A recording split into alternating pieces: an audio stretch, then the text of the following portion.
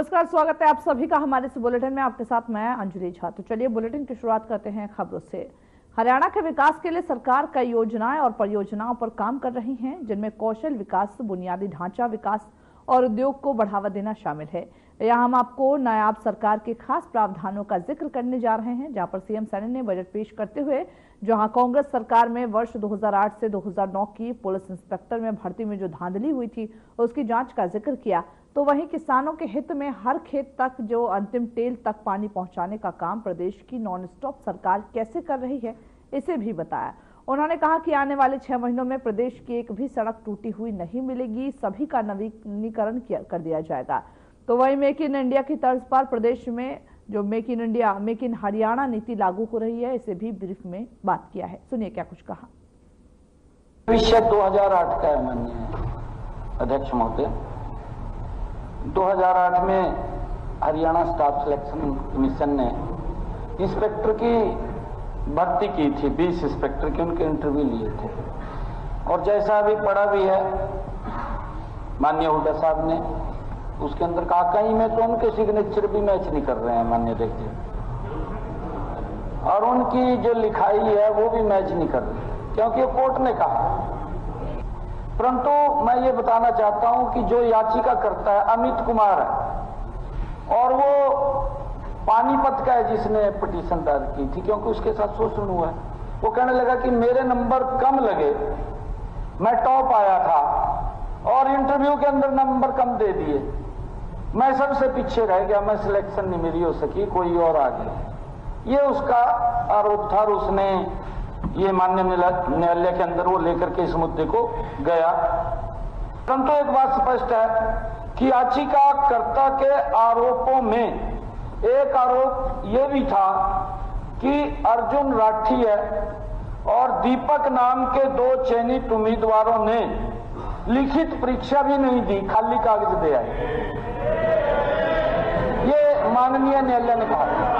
माननीय न्यायालय ने याचिकाकर्ता के सारे आरोपों की जांच के लिए एक 3 सदस्यीय कमेटी भी बनाई है। कमेटी ने अपनी रिपोर्ट में इंप्रेशन के इस आरोप पर एससीएस ने उन्हें कहा कि लिखित परीक्षा की अटेंडेंस सीट अब उपलब्ध नहीं है, क्योंकि उन्होंने जब कहा 16 साल हो गए, उनकी जिन्होंने साइन किए थे वो भी नहीं है उसके अंदर अटेंडेंस सीट, वो भी नहीं है। ये भी इतना लंबा समय नहीं रख सकते माननीय अध्यक्ष जी, और इसलिए इसकी जांच के लिए उन दोनों की हैंड राइटिंग का सैंपल लेकर उत्तर पुस्तिका में दर्ज लिखाई का फोरेंसिक मिलान किसी स्पेशलाइज्ड एजेंसी द्वारा किया जाना चाहिए। ये उसके अंदर कहा, ये इसके अंदर कहा है माननीय जो फैसला एक आज ये अगर विषय उठ रहा है, हमारे माननीय सदस्य ने उठाया और हमारे विपक्ष के भी इसके बारे में कह रहे हैं, मैं एक बात अवश्य यहाँ पर आज कहना चाहूंगा कि हम एजी से इसकी राय लेंगे, एजी से राय लेंगे। यदि कोर्ट के निर्णय की अनुपालना में हरियाणा स्टाफ सिलेक्शन कमीशन मामले की जांच किसी स्पेशलाइज्ड एजेंसी से करवा सकता है तो सरकार उसे तुरंत सेवाएं उपलब्ध कराने के लिए तैयार है। अब माननीय सदस्य को कहना चाहूंगा, 2014 से पहले मेरे हरियाणा का किसान कितनी पैदावार करता था, आज 2025 कितनी पैदावार करता है। माननीय अध्यक्ष जी, प्रधानमंत्री कृषि सिंचाई योजना के माध्यम से हमने एक खेत के ऊपर किसान को सब्सिडी दे करके स्प्रिंकल और ड्रिप इरिगेशन से पानी पहुंचाने का काम किया है, और अंतिम टेल तक माननीय अध्यक्ष जी, अंतिम टेल तक जो माननीय सदस्य ने बात कही है कि पानी नहीं पहुंच रहा, ये पहली बार है कि इन 10 वर्षों के अंदर अंतिम टेल तक पानी पहुंचा, उसकी व्यवस्था अगर की है जितना पानी है, क्योंकि माननीय अध्यक्ष जी पानी एक हमारे पास लिमिटेशन में है, पानी कोई फैक्ट्री में भी नहीं बनता। हम बार बार इसके लिए हमने एक योजना भी बनाई है, मेरा पानी मेरी विरासत। हमने किसानों को इसके लिए भी प्रेरित किया है कि आप ज्यादा जो पानी लेने वाली फसल है उससे डाइवर्सन करिए। उसके लिए डाइवर्सन अगर करते हैं माननीय अध्यक्ष जी, उसके लिए भी 7,000 रुपए हम देते हैं कि अगर वो दूसरी फसल जीरी से अलग, धान से अलग फसल लेता है उसको भी 7,000 देते हैं। अभी मैंने बजट के अंदर 1,000 रुपए और बढ़ाने का घोषणा की है कि उसको 8,000 रुपए देंगे। माननीय अध्यक्ष जी, इतना हमारी सरकार ने पिछले 10 वर्षों में किसान हित में जो काम किए हैं, मेरे ख्याल से आज तक इतने काम नहीं हुए। बात तो कोई भी किसी प्रकार की कर ले, उसमें कोई दिक्कत नहीं। 2014 से पहले जहां से ये चलते थे चंडीगढ़ आने में कितना समय लगता था ये बताएं, और आज कितना समय लगता है। सड़कों की स्थिति देखिए, ये जिसकी बात कर रहा है नहीं बताना पड़ेगा। 2014 से पहले कितना समय चंडीगढ़ आने में लगता था गोहाना से, माननीय अध्यक्ष जी, हालत खराब हो जाती थी। परंतु आज माननीय अध्यक्ष जी, मैं एक बात की ये घोषणा कर रहा हूं, आने वाले 6 महीने में हरियाणा की एक भी सड़क टूटी नहीं होगी। सारी सड़कों का नवीनीकरण कर, सभी का नवीनीकरण कर। हरियाणा सरकार भारत सरकार की मेक इन इंडिया नीति के तर्ज पर मेक इन हरियाणा कार्यक्रम का प्रारूप बनाएगी, जिसके तहत राज्य को निर्माण, डिजाइन और नवाचार का वैश्विक केंद्र बनाने हेतु सरकार विभिन्न योजनाएं लागू करेगी। इस दिशा में सरकार द्वारा उद्योगपतियों को आकर्षित करने के लिए वित्तीय एवं गैर वित्तीय प्रोत्साहन प्रदान किए जाएंगे। वही हरियाणा के ऊर्जा और परिवहन और श्रम मंत्री अनिल विज ने हरियाणा विधानसभा में चल रहे बजट सत्र के दौरान एक सकारात्मक पहल के तहत स्पेसएक्स के अंतरिक्ष यान ड्रैगन से भारतीय मूल की अमेरिकी अंतरिक्ष यात्री सुनीता विलियम्स और बुच विल्मोर की पृथ्वी पर सफल वापसी पर सदन को अवगत कराया। इस दौरान उन्होंने कहा कि सदन को उनकी सकुशल वापसी पर अपनी खुशी का इजहार करना चाहिए और साथ ही यहाँ रखे जाने वाले प्रस्ताव से सुनीता विलियम्स को अवगत भी कराना चाहिए। विज के इस प्रस्ताव पर सदन के सभी सदस्य ने तालियां बजाकर एक स्वर में स्वागत किया। सुबह 3:27 पर आकाश से धरती पर एक खुशी की खबर आई है। सुनीता विलियम, जो पिछले 9 महीने 14 दिन से अंतरिक्ष में अंतरिक्ष यान की खराबी के कारण, जो कि गई तो थी वो 8 दिन के लिए, लेकिन अंतरिक्ष यान खराब होने के कारण वो वहाँ पर रुकी हुई थी। सुनीता विलियम के पिता गुजरात के पांड्या जिले के रहने वाले थे और सुनीता विलियम भी अपनी जड़ों को हिंदुस्तान से मानती है।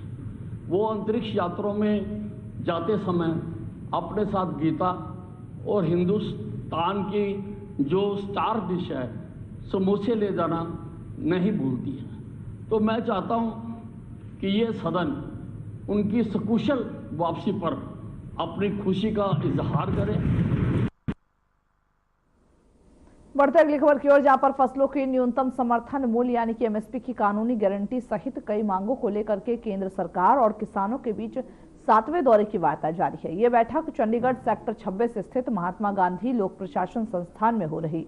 वही केंद्रीय कृषि मंत्री शिवराज सिंह चौहान के नेतृत्व में हो रही इस मीटिंग में पंजाब सरकार के मंत्री और वरिष्ठ अधिकारी भी शामिल है। किसानों की ओर से संयुक्त किसान मोर्चा, गैर राजनीतिक नेता जगजीत सिंह डलीवाल और साथी किसान मजदूर मोर्चा केएमएम के संयोजक सरवन सिंह पंधेर 28 सदस्यीय प्रतिनिधिमंडल के साथ मौजूद हैं।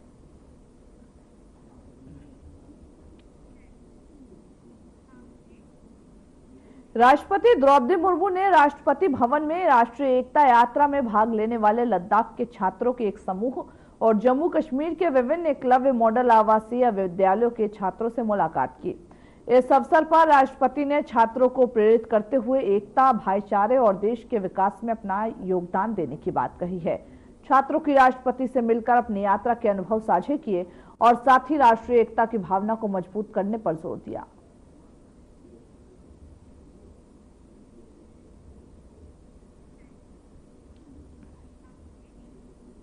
विदेश मंत्री डॉक्टर एस जयशंकर ने दिल्ली में नेपाल की विदेश मंत्री आरजू राणा देउवा से मुलाकात की। इस मुलाकात में दोनों ही नेताओं ने भारत नेपाल संबंधों को मजबूत करने, द्विपक्षीय मुद्दे और क्षेत्रीय सहयोग पर चर्चा की। दोनों देशों के बीच सहयोग और साझेदारी को बढ़ावा देने के लिए सकारात्मक वार्ता भी हुई।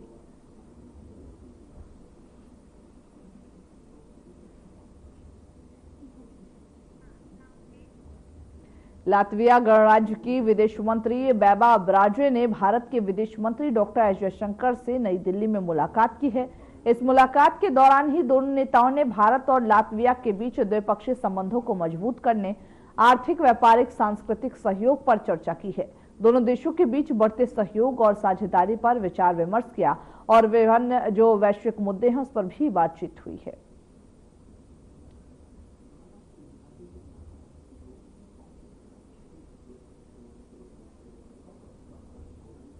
केंद्रीय खेल मंत्री मनसुख मंडाविया ने खेलो इंडिया पैरा गेम्स 2025 का शुभारंभ दिल्ली के जवाहरलाल नेहरू स्टेडियम में किया।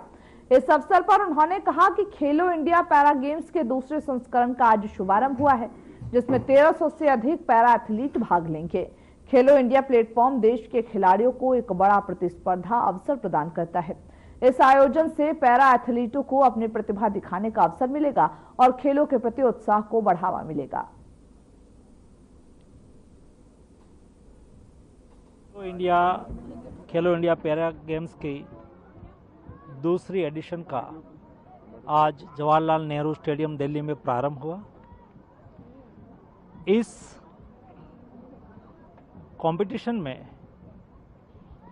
कुल मिला के 1300 से अधिक पैरा एथलीट पार्टिसिपेंट करेंगे, भाग लेंगे।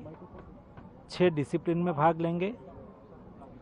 खेलो इंडिया प्लेटफॉर्म देश के खिलाड़ियों को देश के अंदर कंपटीशन करने की एक बहुत अच्छी अपॉर्चुनिटी देते हैं। आज मुझे खुशी है कि मेरे देश के पैरा एथलीट्स यहाँ कंपटीशन में भाग लें। वह उत्तराखंड के मुख्यमंत्री पुष्कर सिंह धामी ने उत्तराखंड सदन नई दिल्ली से मुख्यमंत्री हेल्पलाइन 1905 की वर्चुअली समीक्षा बैठक की है। वह इस बैठक में हेल्पलाइन के कामकाजी प्रदर्शन और जनता की समस्याओं के समाधान पर चर्चा की गई। मुख्यमंत्री ने अधिकारियों से हेल्पलाइन की प्रभावशीलता बढ़ाने और समय पर सहायता प्रदान करने के लिए आवश्यक कदम उठाने के लिए कहा।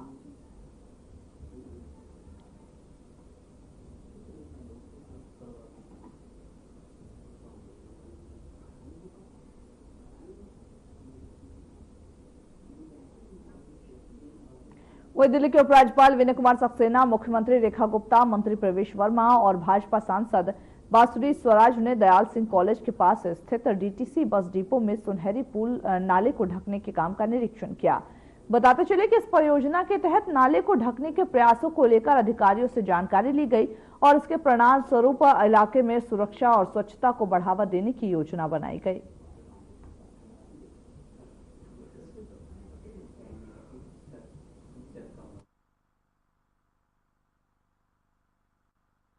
आज हम लोग फिर से 2 दिन के बाद कुशक ड्रेन पे फिर से खड़े हुए हैं और जब ये कभी ड्रेन बना होगा, बनाने वालों ने ये नहीं सोचा कि आने वाले समय में जब ये भर जाएगा तो इसका डिसिल्टिंग कैसे होगा। और आप देख रहे हैं कि जो आसपास की पूरी कॉलोनियां कई फुट पानी से भर जाती रही हैं। पॉश कॉलोनियां यहाँ हमारी सांसद हमारे साथ में खड़ी हैं और उनमें पानी भर जाता तो किसी के पास समाधान नहीं था कि ये आखिर पानी खड़ा है, कहाँ से इसका डिसिल्टिंग पेंडिंग है और किस तरीके से उसको चेक किया जाना चाहिए। आप देख रहे हैं कि आज इस पूरे ड्रेन पे हमने कट लगवा करके इस पे इतना बड़ा ये नाला है और इसमें किसी भी प्रकार के सफाई का कोई प्रोविजन रखा नहीं गया था।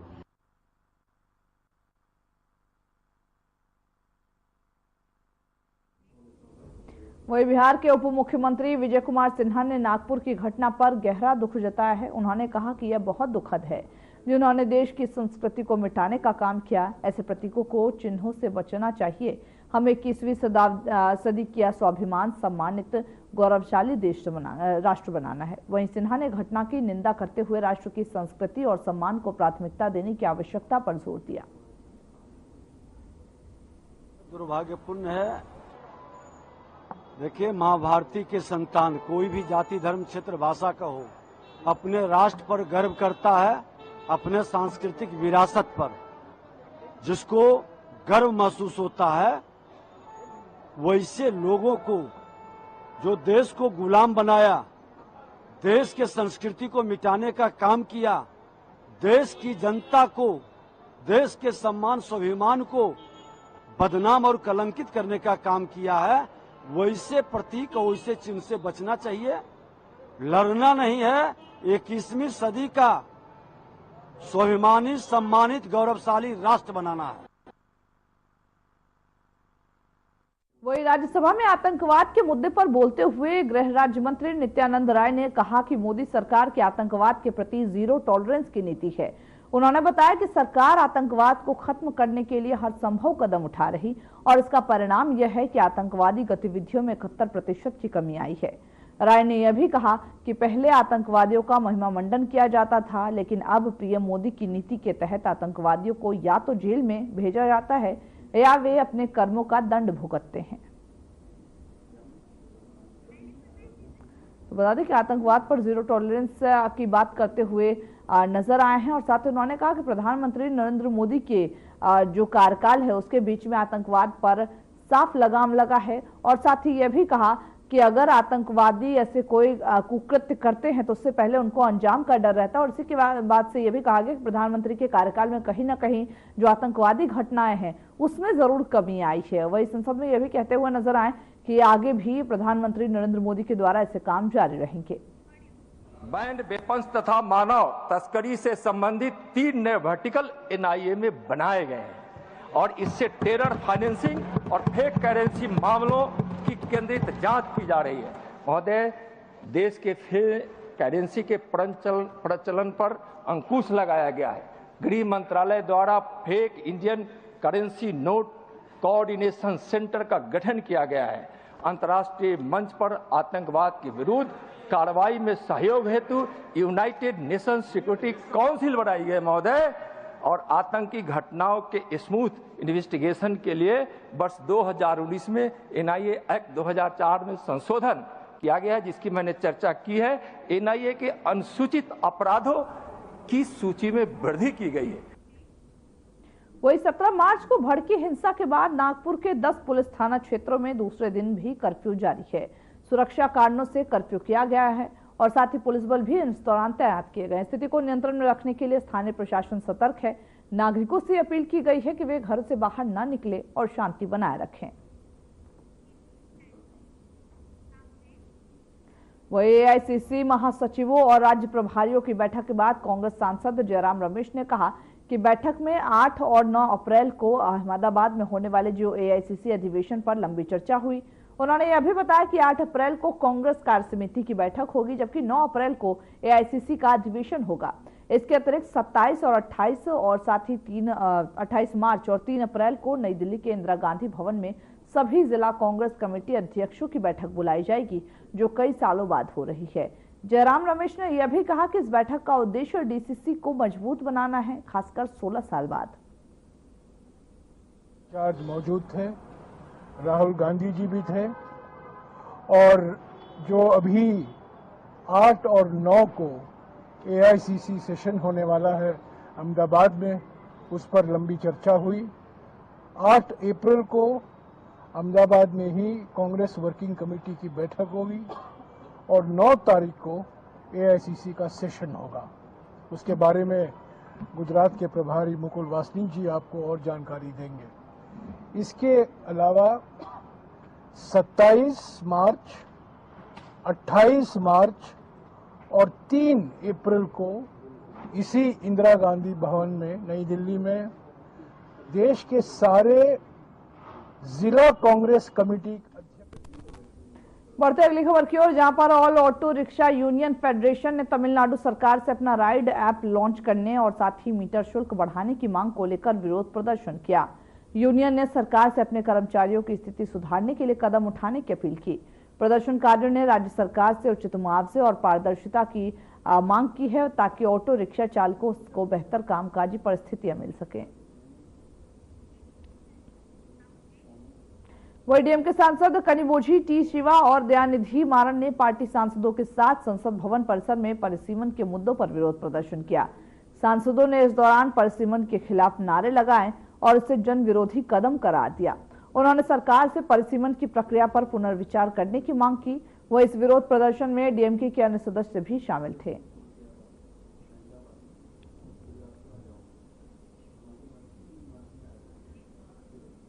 अंतरिक्ष यात्री सुनीता विलियम्स की पृथ्वी पर सुरक्षित वापसी का जश्न उनके पैतृक गांव झुलासन में धूमधाम से मनाया गया।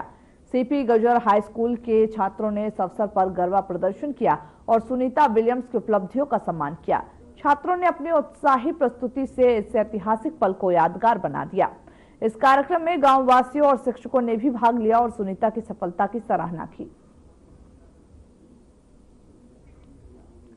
तो तस्वीरें हम आपको दिखा रहे हैं जहां पर सुनीता विलियम्स की वापसी पर गरबा प्रदर्शन करते हुए जो स्कूली बच्चे हैं वो नजर आ रहे हैं, क्योंकि ये उनका गृह क्षेत्र है और इसी में जश्न मनाया गया ताकि जो वहां पर 9 महीने की जो जंग सुनीता विलियम्स दूर आसमान में लड़ रही थी, उसके बाद अब घर वापसी उनकी हो गई है, जिस पर जश्न मनाया गया।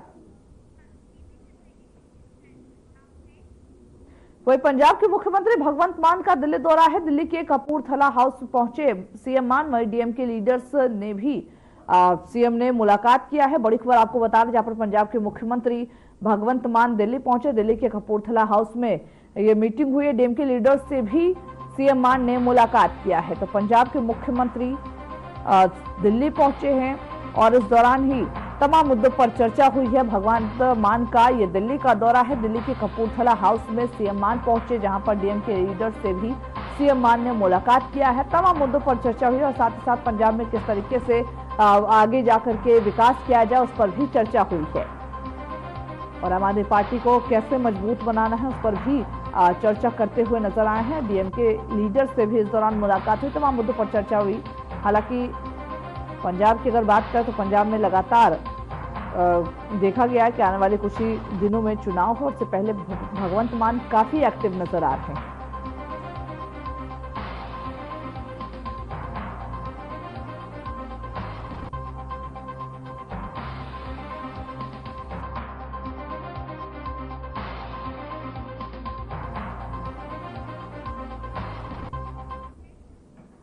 वही राज्य के उप मुख्यमंत्री, समाज कल्याण मंत्री और मुख्यमंत्री के सलाहकार ने कुलगाम के चांदौन पजन क्षेत्र का दौरा किया और हाल ही में लापता हुए 2 मृतकों के परिवार से मुलाकात की। उन्होंने परिवारों के प्रति संवेदना जताते हुए सरकार से सहायता का आश्वासन दिया। इस दौरान उन्होंने कुलगाम के कांजीगुड़ में हुई मौतों की निंदा की और न्याय की जांच की मांग की।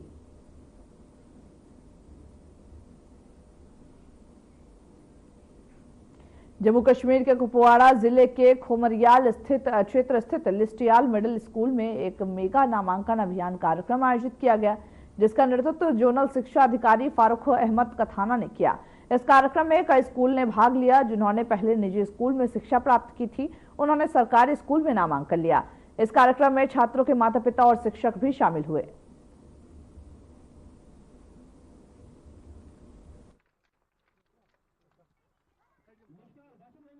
हमारा मेगा एनरोलमेंट ड्राइव जो है यहाँ पे कलारूस का सेक्टर जो है मधमादू लस्टियाल, वहाँ पे मुलाकात किया जा रहा है और आपके सामने आज देखिए हमारे जो बच्चे आए उनके साथ हमारे वालिदैन जो है वो भी बड़े शौक से यहाँ पे आए और आप देख रहे हैं कि आज इस वक्त ऑन स्पॉट जो है हमारा इस मेगा एनरोलमेंट ड्राइव जो हमारा है इसमें 87 बच्चे जो है उनका इंदराज हमारे गवर्नमेंट स्कूल्स में हुआ। इंशाल्लाह आप देख रहे हैं हमारे सामने आज के एनरोलमेंट ड्राइव जो है जो हमारा मिडिल स्कूल लस्टियाल में इस वक्त मुनक़द हो रहा है और आप देख रहे हैं कि यहाँ पे हमारे प्राइवेट स्कूल से जितने भी हमारे मुल्क प्राइवेट स्कूल्स हैं हमारे गवर्नमेंट स्कूलों के आसपास, वहाँ से बच्चे जो है वो वहाँ पे निकल के आज उनका इंदराज हमारे गवर्नमेंट स्कूल में हुआ और आपके सामने अभी हमने वो बच्चों को खड़ा किया, उनकी हौसला अफजाई के लिए हमने क्लैप्स जो है बच्चों से करवाए। वही प्रधानमंत्री नरेंद्र मोदी के खिलौना निर्यात को बढ़ावा देने और महिलाओं को सशक्त बनाने के दृष्टिकोण को ध्यान में रखते हुए ग्रामीण स्वरोजगार प्रशिक्षण संस्थान रामबन ने NRLM उम्मीद के सहयोग से 13 दिन का मुफ्त सॉफ्ट टॉय बनाने का प्रशिक्षण कार्यक्रम शुरू किया।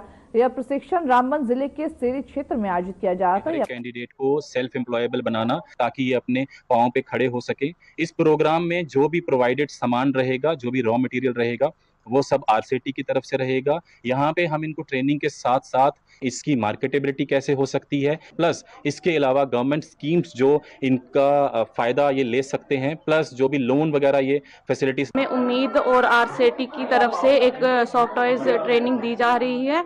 ये जो भी ट्रेनिंग है ये हमें फ्री ऑफ कॉस्ट दी जा रही है यहाँ और इसके जरिए हम अपना रोजगार बनाने की कोशिश करेंगे और हम आत्मनिर्भर होंगे। चिनाब वैली की पहली बेटी बचाओ बेटी पढ़ाओ महिला खेल प्रतियोगिता का आयोजन हुआ। जिला प्रशासन डोडा द्वारा सफलतापूर्वक इसका आयोजन किया गया, जिसमें आयुक्त डोडा हरविंदर सिंह खेलों के महत्व के बारे में बताते हुए नजर आए और लिंग समानता को बढ़ावा देते हुए नजर आए।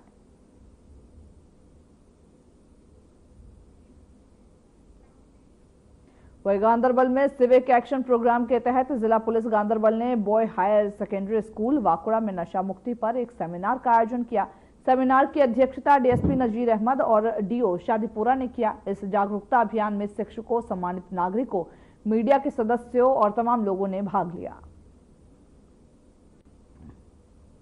Public High School, Wakura, Gandharbal. Today in the higher secondary of our area, a program was held related drug addiction awareness. In this program,